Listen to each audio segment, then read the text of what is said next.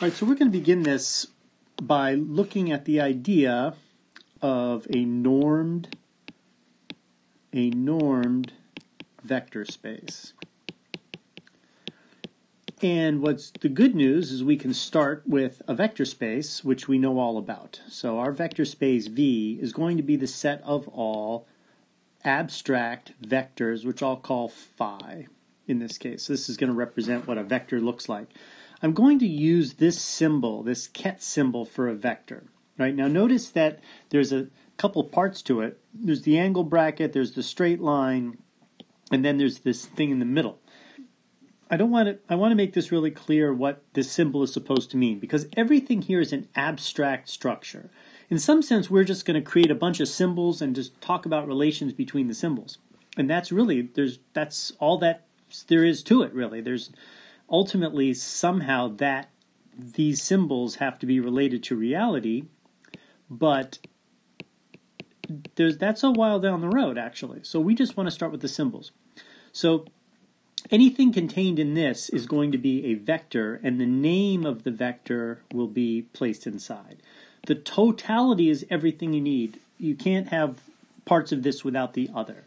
In other words, this is not some operation that takes X and gives you something else. This thing is the total thing that you're looking for, and that thing is a vector. Now, I'm going to try to use this ket notation for vectors for now, but it's really no different than if I had said a set of all vectors V, right? There's no content difference in these two statements. The statement with the ket and the statement with the V is simply a way we're choosing to identify vectors. In fact, if I want to name my vector V, I could easily write this just to make it really twisted and confusing, right?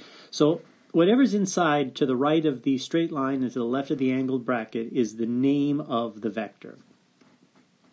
So a normed vector space is a vector space just like we've discussed with an additional thing called the norm, which is usually symbolized by two straight lines.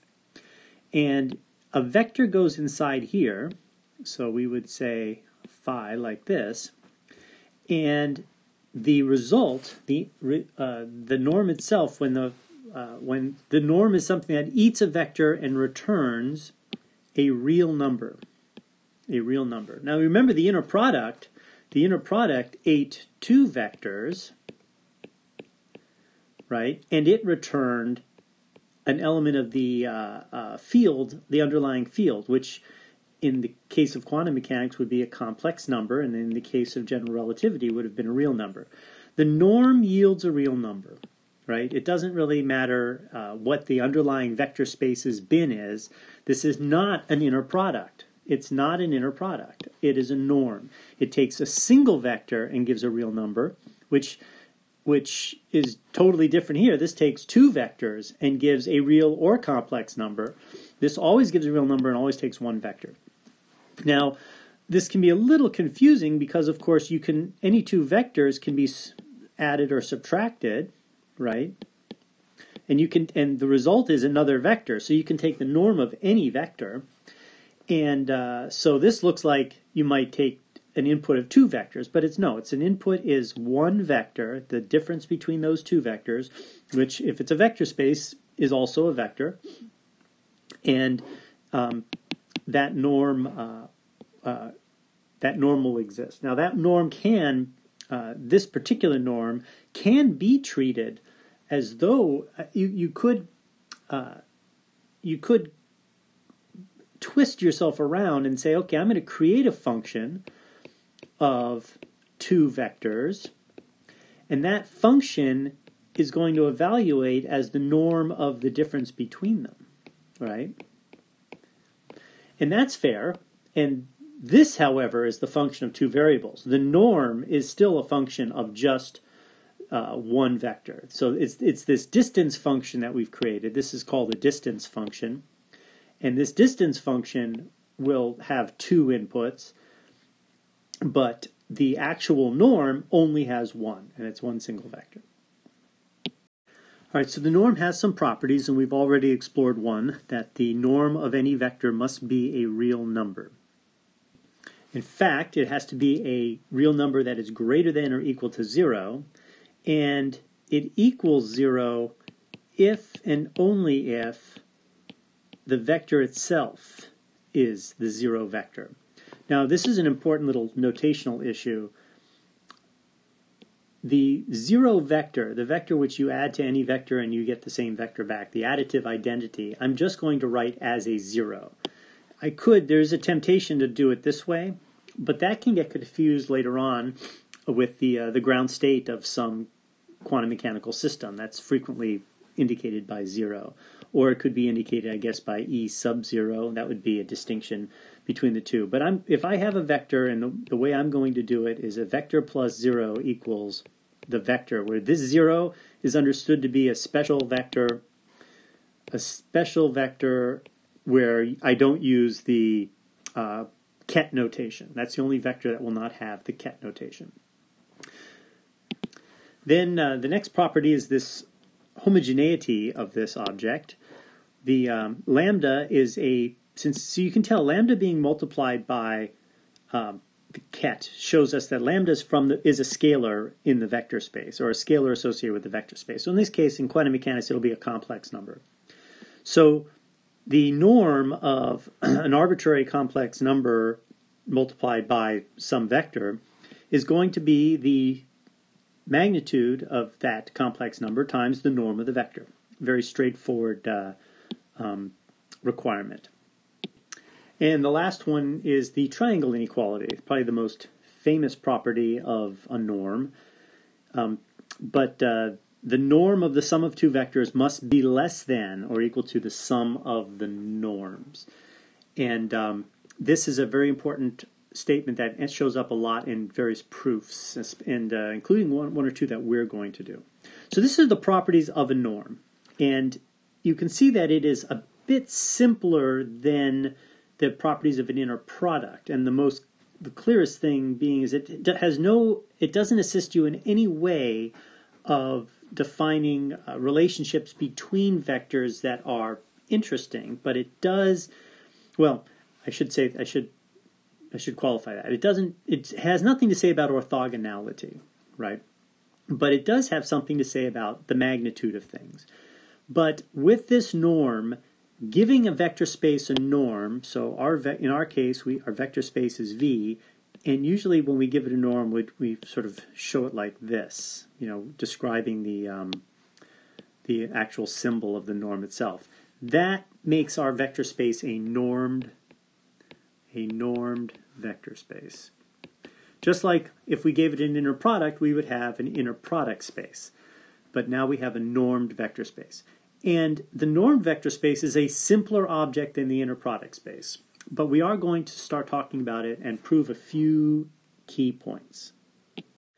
The first is that a norm allows us to define a distance function. I actually alluded to this earlier, but it's a very important idea. I can take two vectors, and by using the norm, I can calculate the norm of the difference between them. And that could be in some sense interpreted as the distance between two vectors in our vector space.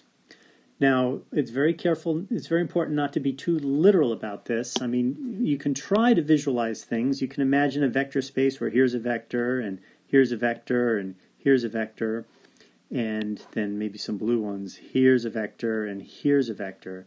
And you can ask yourself, well, what's the different distance between those two vectors?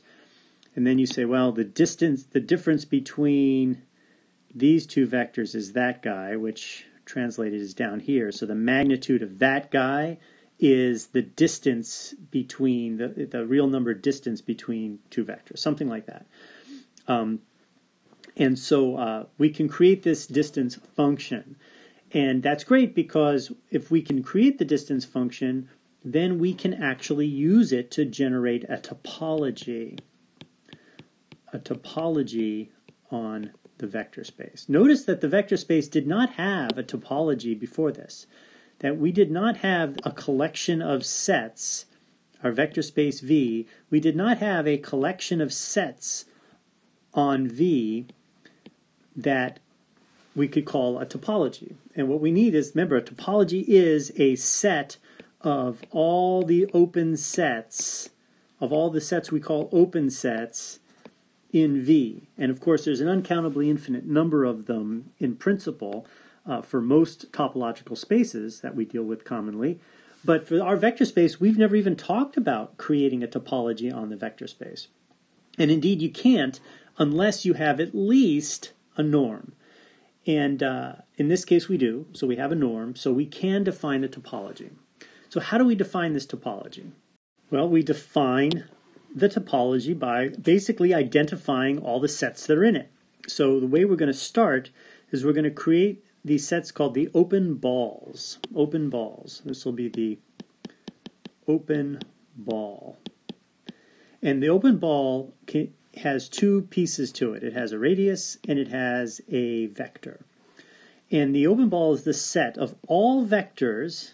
So this is now x is a placeholder for a vector as a variable, such that the vector minus the vector at the center of the ball, the distance between the distance between the arbitrary vector in the space and the vector in the center of the ball, that distance, as understood by this norm function, is less than some number r, where r will be a real number. So I can pick r, any r I want, and I can pick any vector I want, and I can create an open ball assigned to that r and that vector.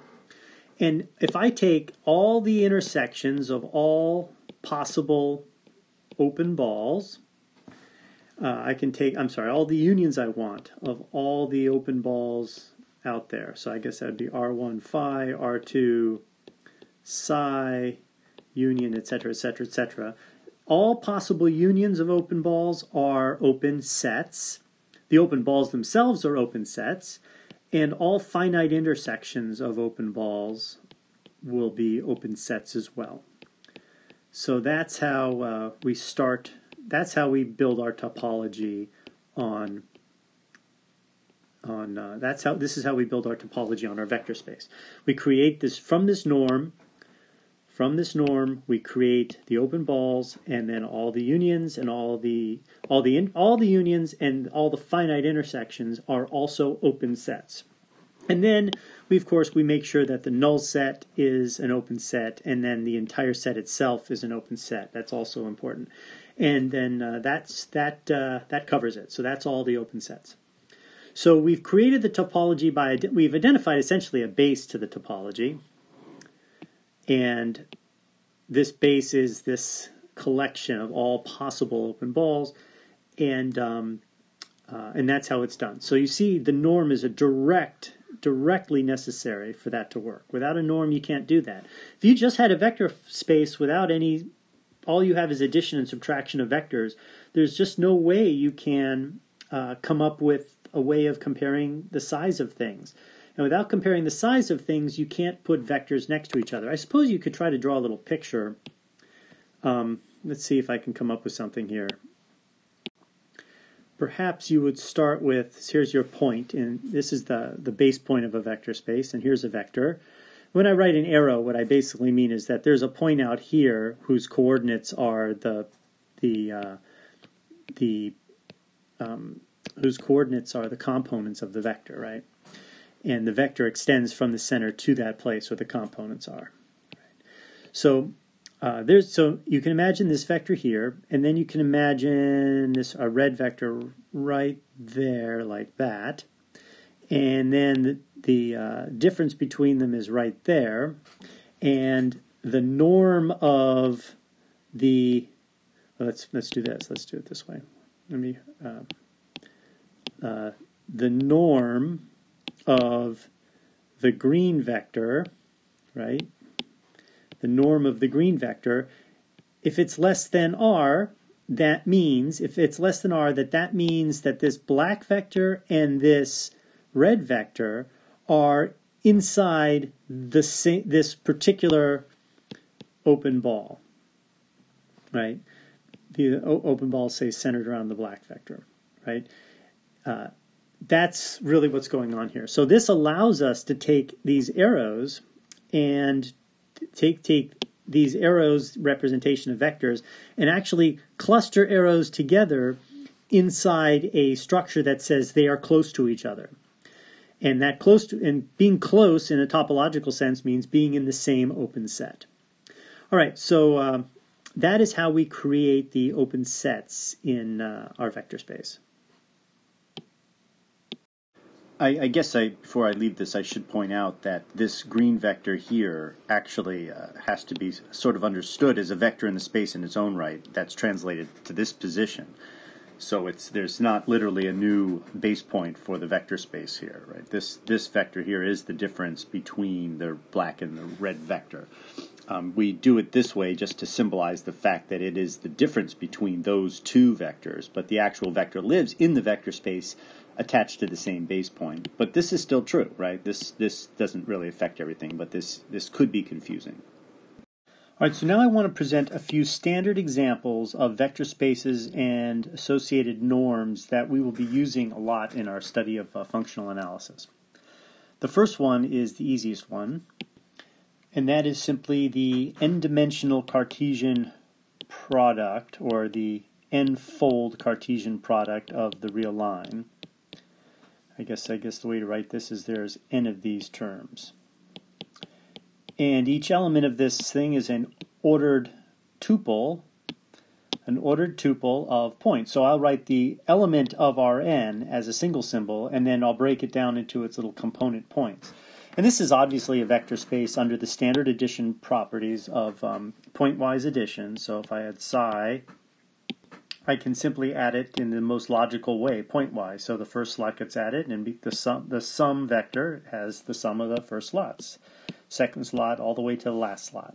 The standard scalar multiplication property is given by the product of an element of Rn times a constant a, or a scalar a, is just multiplying each of the different components by a. I call these components. That doesn't make too much sense because I really haven't talked about a basis in Rn, although it's pretty obvious what a basis could be in Rn. This is an element of Rn as it is, right? It can be written in terms of a basis, but we have a lot to say about bases in our upcoming lectures. So I want a new word for this when I refer to this not as the component, as in something multiplied by a basis vector, but as the first element of the sequence. So I guess this is a short sequence, a finite sequence of things, and this is the first element of the sequence. So I just multiply each element of this sort of short finite sequence by the scalar. And then, of course, there's an opposite and an identity. If everything is zero, that's the identity element. So this is our standard vector space over Rn. There's four different norms that are typically used for this. And here they are. This first one is the standard Pythagorean norm, where I take each element of the short sequence, square it, add it together, and take the square root. That's called the Pythagorean norm. Then the second one is very similar to the Pythagorean norm, except that I've generalized it to be the pth power of each term. So I have the pth power of each term, and I take the pth root. That is also a norm. Now, it's a little more difficult to show that this one's a norm because you have to show the triangle inequality. You have to prove the triangle inequality for this object. But it can be done, and it's an interesting proof you can look up. The next one is called the max norm, which is often symbolized with this little infinity symbol down here. Let me clean that up a bit. So the max norm has this little infinity symbol here, and it's simply the norm of an element in this Rn space is just the maximum of the absolute value of any of the elements of the sequence, of the short sequence. So you just take the largest one and you call that the norm of the whole sequence. And then this last one, which we'll actually use in a proof later, is called the one norm. The one norm. I don't know why, but it's symbolized often with a little 1 down here, and it's just the sum of the absolute values of all the elements of the sequence. So we remember that phi is phi 1, phi 2, ... up to phi n. What's really important, though, is that all of these, since this is a finite sequence, it only goes to n, all of these are well defined, right? None of these sums can possibly diverge because they're finite sums. and the objects themselves are real numbers, and because they're real numbers, they're therefore finite numbers. Phi I, no matter what it is, it's a finite number. So these things have to exist. So all of these act as norms, and you can prove that each of these has the properties of being a norm for this particular vector space Rn. Now the next vector space immediately generalizes this. Well, let's see. We'll do it. It's called different things in different books, but it's typically called L with a little infinity up there. And it is the set of all bounded sequences that are infinite sequences, but they must be bounded. So L infinity, I guess we'll call it, is the set of all these infinite sequences. So infinite sequences, just like Rn, are added and multiplied by scalars in the same way. But in order to be a member of this set, it has to be that every element is bounded, right? So the supremum of all of these things is some finite number. And all of these bounded sequences, that's a heck of a lot of sequences. But if you have a bounded sequence, it's an element of L infinity. So we might talk about what kind of norm could we have on this vector space. And the most obvious norm is just that the norm of this entire sequence is going to just be the supremum, the largest value of all the elements in this infinite sequence. So that's a norm, and it satisfies all the probabilities. It's the only norm I'm really familiar with for that particular space. Now, related to this space, we have another similar, well, we have a space that's actually a subset of that we call LP. And that's defined such that the sum of the pth power of every term in the sequence, that sum is finite. So this sequence ultimately has this finite pth power summation. And you can see that this is, well, first of all, it's pretty obvious that LP is a subset of L infinity. But this restriction is actually pretty heavy. It means that basically means you have a convergent sequence of pth powers of these things. So L1 would just be a convergent sequence of terms. L2 would be a convergent sequence of squared. It's actually an absolute convergence, by the way, because you see these absolute values in here. So it's demanding absolute convergence of the sequence, which is even stricter, because absolute convergence is harder to accomplish than just standard convergence. So this is a pretty strict requirement, but that space is called LP. Remember, these are just sequences. Each element of the sequence, by the way, we're treating as either a real number, or because we're using in these norms, this modulus, it can be a complex number. But ultimately, this sum is always a sum of real numbers once you take the absolute values or apply it as a modulus to the complex numbers. Oh, by the way, in this case, you might ask, well, wait a minute, how do I know this is a vector space, right? You might argue, do I know that the sum of any two elements that satisfy this, in fact, also have a convergent p power? Good question. And we can work it out pretty smoothly. The question can be expressed through this sum. We're asking, if I take two vectors and add them together, is that vector a member of the space? Well, it will be if the pth power of this sum converges, right? If it converges, I equals 1 to infinity. If this thing converges, then the sum is a member of the space. But we know by hypothesis that if I got rid of this part, the sum would definitely converge, because we're given that this is a member of the space, so its sum converges, and likewise for phi. In other words, we know that psi I p, we know that converges, and we know that's true if I replace that with phi, right? So we know those two things by hypothesis. Now, knowing this, it is somewhat obvious that there's this inequality exists, which I put in red because in a previous version of this lecture I actually screwed up writing this down, and instead I wrote down this and this, which is not true, which is absolutely not true. I don't know how I screwed that up.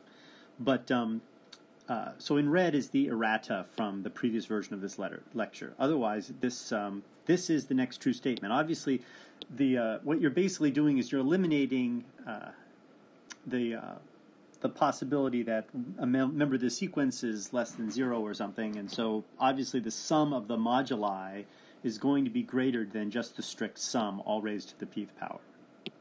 And now that sum, the red sum, is going to certainly be less than the sum of the 2 times the maximum of these two moduli raised to the pth power. Oops, I better make sure my parentheses. This max is supposed to be a parentheses around these two, because you're picking the max of those two, but you're raising the whole thing, oops, to the pth power, right? So you end up with a 2 to the p here and a max to the p also, right? And obviously that's true. If I take these two and I'm going to add them together, if I just figure out, okay, which of these two moduli is bigger, and then I multiply that bigger one by 2 and raise to the p, it's going to be larger than this. So this inequality is also going to hold. This next step is actually kind of interesting, right? The next step, I take this 2 to the p here, here's the p, here's the 2, I pull that out of the sum. So what's left behind is the max of one of these two, just one of the two, raised to the p power. So that max is either this or that, raised to the p power. So this whole part of the equality is completely captured by either this sum here, or by this sum here, right? One of those two equals this guy above. So clearly if I add those two together, I get something that is larger, or I guess in principle larger than or equal to, this sum here. So this is definitely larger than that. All right, let me undo all of those colorations.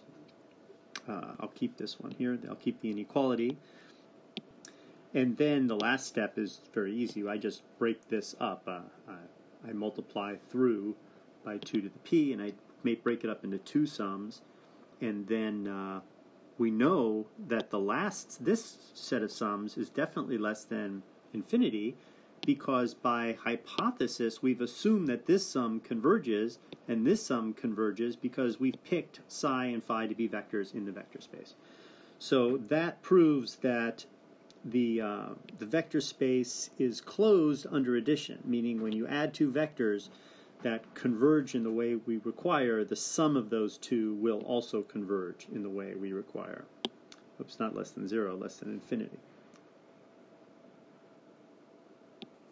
And a norm for this particular vector space is the LP norm, which looks a lot like the Rn norm that we showed earlier, but notice this very important point that the upper bound goes to infinity. It doesn't go to some finite value.